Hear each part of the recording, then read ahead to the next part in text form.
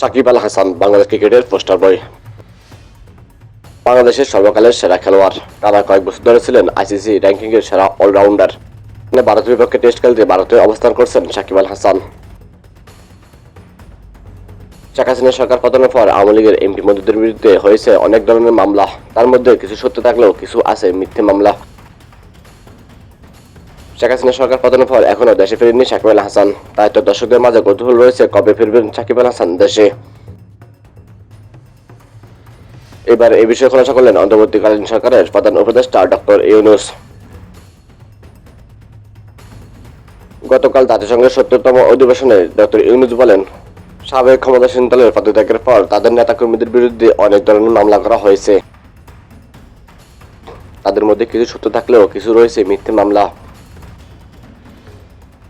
আমি আশা করি বর্তমানে অন্তর্বর্তীকালীন সরকারের অধীনে কোনো মিথ্যা মামলার আসামিকে সাজা ভোগ করতে হবে না। তো ডক্টর মোহাম্মদ ইউনূসের কথা এটা সুস্পষ্ট যে সাকিব আল হাসানের বিরুদ্ধে মামলা থাকলেও তাকে সাজা ভোগ করতে হচ্ছে না।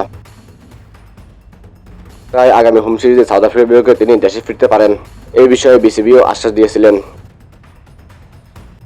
তো দর্শক, ভিডিওটি ভালো লাগলে আপনার মতামত কমেন্টে শেয়ার করুন, আর এ ধরনের আরো গুরুত্বপূর্ণ আপডেট পেতে চ্যানেলটি সাবস্ক্রাইব করুন।